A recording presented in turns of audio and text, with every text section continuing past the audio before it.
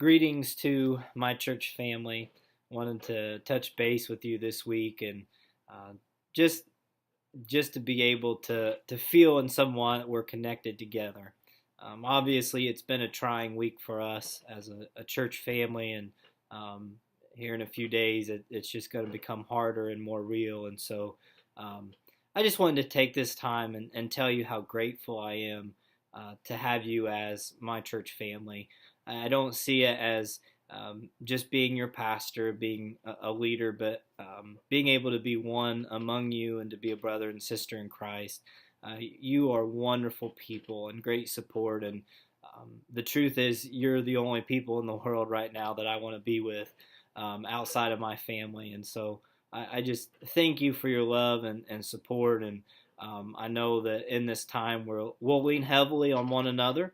And we know that a family is leaning heavily on us, and that's what church is all about, and that's why we gather, and that's why we go through the ups and downs of life together. We celebrate together, and unfortunately that means that we also mourn together.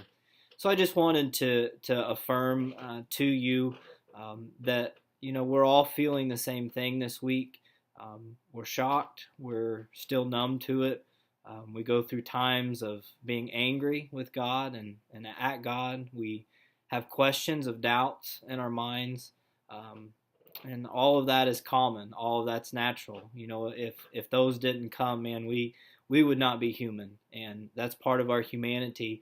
But one thing that I've learned in my young life is that when hard situations come, you come to a place where you realize that they show where your faith is that when you have nowhere else to turn, that who do you run to? And I've struggled. I'm still struggling to find words for a situation where there's no words to. And I know that's my job this week and my task, but it's extremely difficult. I don't want to do it. And that's just being transparent with you. But I do know this. In the midst of this, I've never once doubted the presence of God, never once doubted his faithfulness.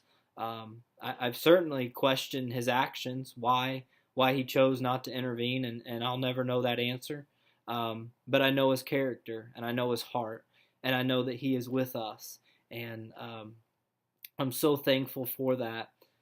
I've been trying to just find ways to express my emotions. I've been so numb this week, probably like many of you, to being able really to feel much of anything yet. And I ran across a song that just speaks to that, and I'm going to share at the end of this video. But it just says, it talks about trusting him. When he doesn't move the mountains, we're asking him to move. When he doesn't part the waters, we're asking him to part. We will trust. We will trust in you. And so hopefully you find comfort in these words just as I have. I love you. I can't wait to be with you on Sunday. I need to be with you, and I hope you feel the same way. Know that you're being prayed for. Your children are being prayed for. They're being lifted up before the throne room of God, and that we know that his presence will meet with us and carry us through. I love you guys, and I'm praying for you.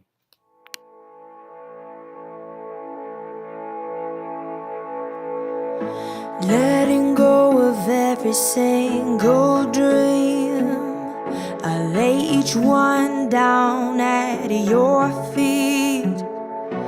Every moment of my wandering never changes what you see. I've tried to win this war, I confess. My hands are weary, I need your rest. Mighty warrior, king of the fight. No matter what I face, you're by my side. When you don't move the mountains, I'm needing you to move. When you don't part the waters, I wish I could walk through. When you don't give